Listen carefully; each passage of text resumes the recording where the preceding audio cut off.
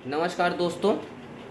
आज मैं बात करूंगा प्रयागराज में लगने वाले ऐतिहासिक कुंभ मेले के बारे में, जहां पर इतनी आबादी, इतने लोग आते हैं जो ऑस्ट्रेलिया और स्वीडन की पूरी जनसंख्या से भी ज़्यादा लोग यहां पर आते हैं।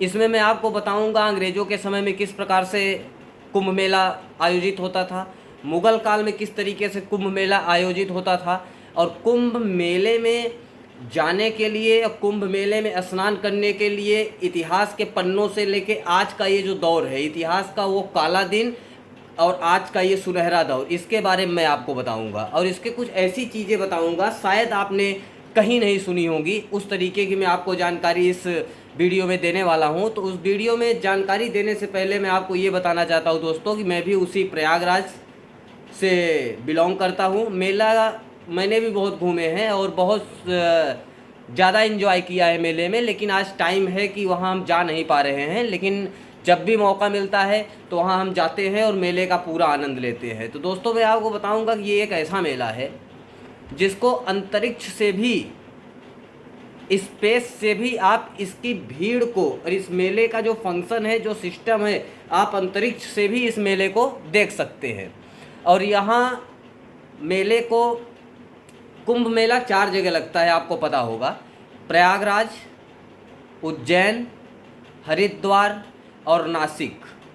और ये प्रयागराज का जो माघ का मेला है, इसमें कुंभ, महाकुंभ, अर्धकुंभ जैसे बड़े बड़े आयोजन होते हैं। हमारे आपके लिए 12 साल, भगवान के लिए 12 दिन होते हैं। तो भगवान के जो 12 दिन होते हैं, उसके बाद उस 12 दिन पे महाकुंभ आता है। मतलब हमारे और आपके हिसाब से हर 12 साल पे महाकुंभ आता है। इतनी बड़ी जनसंख्या यहाँ पर आती है, इतनी बड़ी जनसंख्या यहाँ पर आती है स्नान करने के लिए कि आप आकाश से और स्पेस से भी आप जो है इसको अच्छे तरीके से देख सकते हैं। और ये प्रयागराज कुंभ मेले के समय, माघ मेला जिसको बोल रहे हैं, माघ मेले में प्रयागराज एक बहुत ही सुंदर स्मार्ट टेंट सिटी बन जाता है कुछ टाइम के लिए। और वहाँ का जो अनुभव है वो बातों से बयां नहीं कर सकते हैं। प्रयागराज का मेले का, वो तो वहाँ जाके ही अनुभव उसका लिया जा सकता है। मैं वहीं का रहने वाला हूँ, प्रयागराज से ही बिलोंग करता हूँ। और बचपन में स्कूल के टाइम पे हम जाते थे, हमारे फैमिली मेम्बर जाते थे, कुछ रिलेटिव रहते थे, और बिल्कुल पूरी तरीके से तो हमारा घर ही है, घर से 10 से 12 किलोमीटर दूर है जहाँ पर मेला लगता है। तो दोस्तों आज मैं आपको जो बताऊँगा इसमें कुछ ऐसी भी बातें हैं शायद आपने कभी नहीं सुनी होगी प्रयागराज के इस मेले के बारे में। यहाँ पर कल्पवासी आते हैं, सारे सुख को त्याग कर, घर के सुख को त्याग कर यहाँ आकर रेत पर टेंट बना के रहना और नीचे सोना, 2 बार स्नान करना, 1 बार खाना खाना दिन भर में। ये वहाँ के कल्पवासी जो आते हैं, वहाँ 1 महीने का ये उनकी भी एक बहुत बड़ी ये तपस्या रहती है।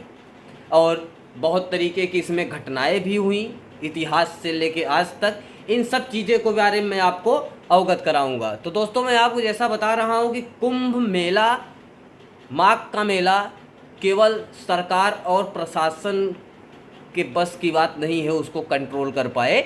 और प्रयागराज से सटे हुए जितने भी ग्रामीण इलाके हैं, प्रयागराज से सटे हुए जितने भी ग्रामीण इलाके हैं, वहाँ के ग्रामवासियों का तहे दिल से सहयोग रहता है, सपोर्ट रहता है। जिस समय पब्लिक बहुत ज़्यादा हो जाती है, बहुत ज़्यादा लोग हो जाते हैं, तो प्रयागराज से सटे हुए गांव के जो लोग हैं वो स्नान करने आए शरणार्थियों को अपने घर में, छत पर, हर जगह जो है उनको इज्जत सम्मान के साथ जगह देते हैं रुकने के लिए। क्योंकि जो प्रयागराज के मेले का जो मज़ा है वो पैदल ही है। पैदल मीलों तक यात्रा करके लोग वहाँ पर जाते हैं। और प्रयागराज गंगा, यमुना और अदृश्य सरस्वती का एक संगम, जिसको त्रिवेणी संगम कहते हैं, एक बहुत ही सुनहरा और पौराणिक कुंभ मेला है। अभी इसके बारे में मैं आपको कुछ बताना चाहता हूँ। जैसे कि ये कुंभ का मेला, आज का ये सुनहरा दौर जो हम अपने आँखों से देख रहे हैं, जो हम अनुभव कर रहे हैं, पहले ऐसा नहीं था। सॉरी, पहले ऐसा नहीं था। पहले जब मुग़ल काल का यहाँ शासन था, मुग़ल लोग जब यहाँ शासन करते थे, तो उस समय प्रयागराज मेले में जाने के लिए लोगों को जजिया टैक्स देना पड़ता था। बहुत प्रकार के वहाँ पर नियम और कानून थे। वो इसलिए थे कि यहाँ पर इस प्रयागराज में, हरिद्वार, उज्जैन, नासिक, जहाँ भी कुंभ का मेला लग रहा है, माघ का मेला लग रहा है, वहाँ पर मुग़ल काल के जो शासन थे उन्होंने एक इस तरीके का जजिया टैक्स लगाया और लोगों को वहाँ पर ज़्यादा से ज़्यादा लोग वहाँ ना पहुँचे। इसके लिए पूरी तरीके से उस समय भी मुग़ल काल में जो शासक थे उन्होंने पूरी व्यवस्थाएं की कि यहाँ इस तरीके के हिंदू धर्म के जो इतने लोग इकट्ठा होते किसी भी तरीके से इनको तोड़ा जाए, लेकिन नहीं तोड़ पाए। आज भी वो परंपरा है और आज का तो आप देख ही रहे हैं क्या सुनहरा दौर हमारे माघ का और प्रयागराज में कुंभ मेले का चलता है। दूसरा, उसके बाद जब अकबर का राज्य आया, अकबर ने 1583 ईस्वी में प्रयागराज में एक किला बनवाया। जो संगम की जो धारा है, संगम की धारा से ऊपर एक किला बनवाया उन्होंने। और किला बनवाने के बाद वहाँ से किले में होता क्या था, किले से साधु संत और मेले में आए हुए सभी श्रद्धालुओं का, वहीं से अकबर की जो सेना रहती थी वो वहीं से साधु और जो भी पर्यटक आते हैं मेला में स्नान करने, उनके ऊपर निगरानी रखने के लिए वो किले का निर्माण कराया गया था। दूसरी चीज़, मुग़ल काल में, अकबर के ही शासनकाल में नागा साधुओं के अखाड़े का उदय हुआ। पहले नागा साधु का कोई अखाड़ा नहीं था। अभी आप देखते हैं ना कि नागा साधुओं के कई अखाड़े हैं, सब अखाड़े एक एक समय उनको दिया गया है स्नान करने का, लेकिन पहले ऐसा नहीं था। इसमें प्रॉब्लम आया जब 1796 में हरिद्वार के महाकुंभ में नागा साधु सन्यासियों के दर्शन करने के समय बहुत बड़ी भगदड़ हुई, जिसमें बहुत सारे साधु और संत मारे गए। और उस हादसे में इतने साधु संत मारे गए, उसको देखते हुए अकबर ने उस समय सभी नागा साधुओं के लिए उनके लिए एक अखाड़ा बनाया और उसमें अलग अलग ग्रुप बनाए।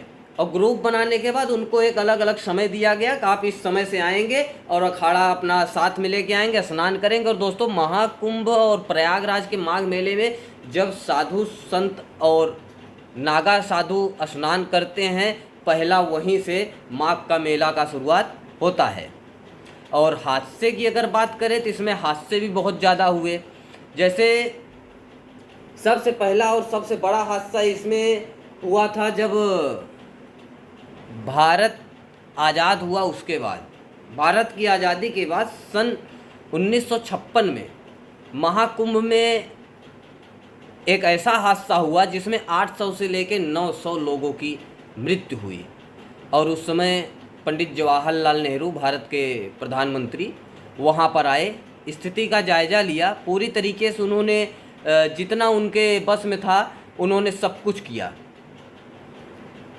और ये मेला कुंभ का,